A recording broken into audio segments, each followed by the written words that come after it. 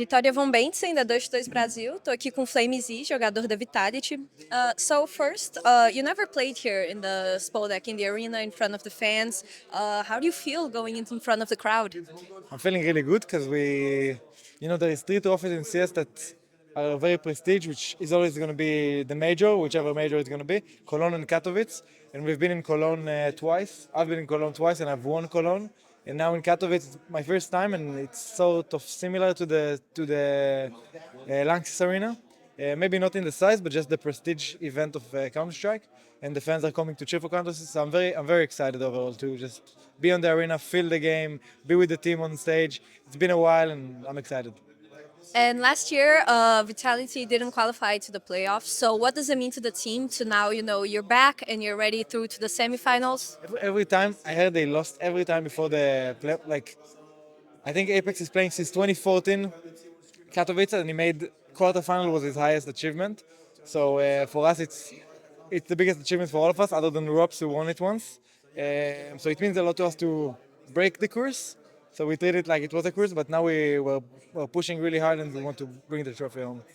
And you were the best team in your group, and now you skipped the quarterfinals. And it's important, having this extra day. You're gonna be able to prepare more. What's the importance of being directly in the semifinals? Okay, so I think the main thing is that you need to remember that some teams will play the quarterfinals and get used to the setup, and it will be like an advantage in some sense.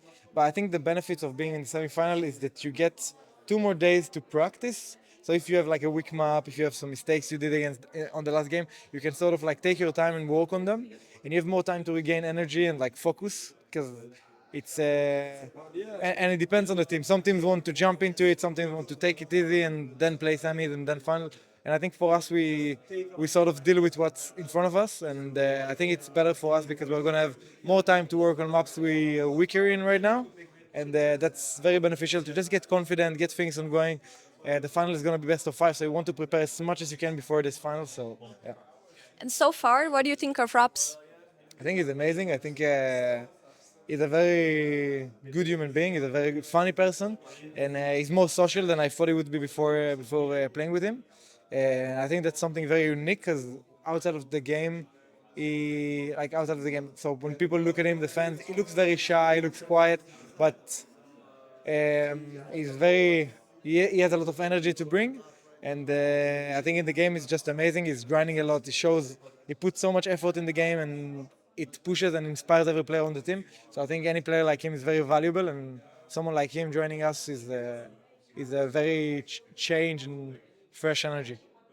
And do you think the team is already adjusted and adapted to having him?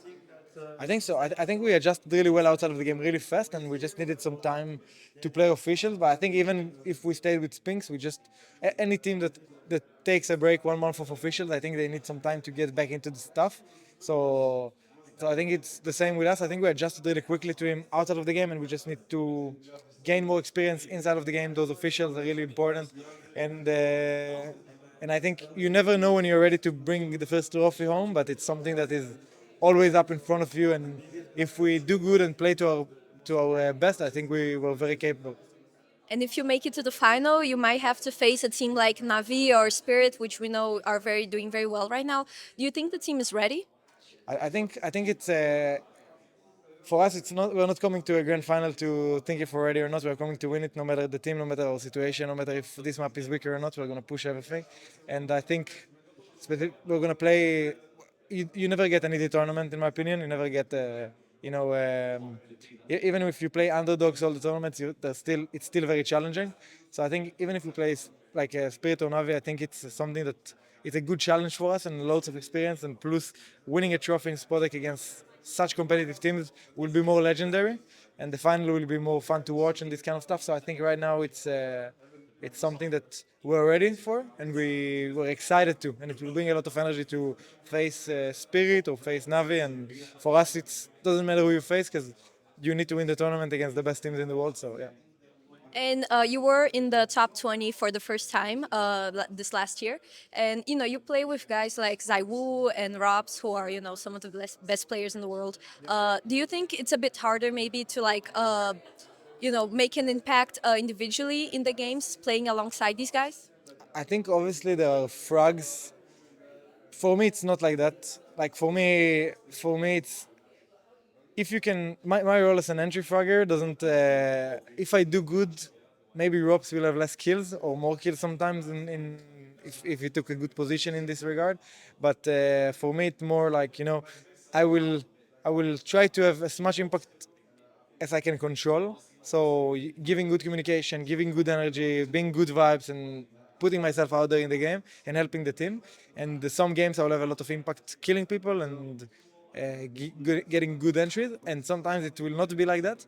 So for me, it's just like balanced in the sense because sometimes drops will take more entry kills. Sometimes I will take most of the times I will take a lot of the stuff, but it's just something for me that we are a team and we need to rely on each other. So even if a player has less impact in some areas, he has a lot of impact outside of that he can control. So I think for me, maybe it's gonna be tougher to get more kills because there is people on the score with you that get a lot of kills. But also Spinks was like that.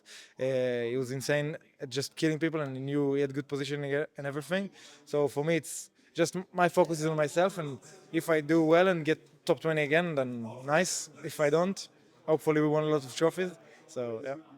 And what are your biggest goals in Counter Strike? You're still pretty young, you've won some big tournaments, but what are your biggest goals? I think something that is every CS player goal is to get a major, Cologne and Katowice, and those three trophies. And after you get those, you're going for the Grand Slam. This is sort of my view on it.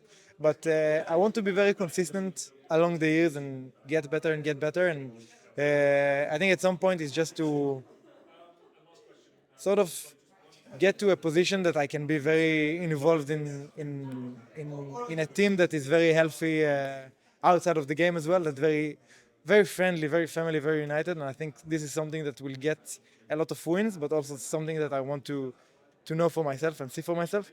But right now, it's my goal is just to do my best with vitality and become the best player I can, become the best version of myself, and it applies to every year and every month. So I think it's just improving. Right now, the short-term focus is just improving the hobbies and habits and what I'm used to do and creating more healthy ones. And with this, I believe I'll improve a lot. And also just being a part of being involved in the team, supporting the team, showing effort, putting effort, and keeping the passion up. So yeah. And something curious that I think everyone who watches Vitality play, they notice is after the matches, you always, give little kisses to the players. Is that something you brought into the team? I think it's something French originally, and I didn't know it. My family, like, I'm from Israel, but my father and mom are from Morocco, and my father's side is more like that's how they greet people. So you see people, and that's how you kiss on the cheek. And when I saw that the French also do it, and I didn't know that before, I was like, "Fuck it, I'm just gonna troll them a bit." But also, it's like I think it's cool to like win like this and celebrate it in this way. So that's something that I don't know. I just did like in my childhood. I saw many people doing it, and then I saw the French likes to do it. It collides, so perfect. And is Rops used to it? No, he was not used to it at first, but we make him. We force him to do that. He has to do that. If he doesn't do that, he doesn't get salary. So he kisses on the cheek.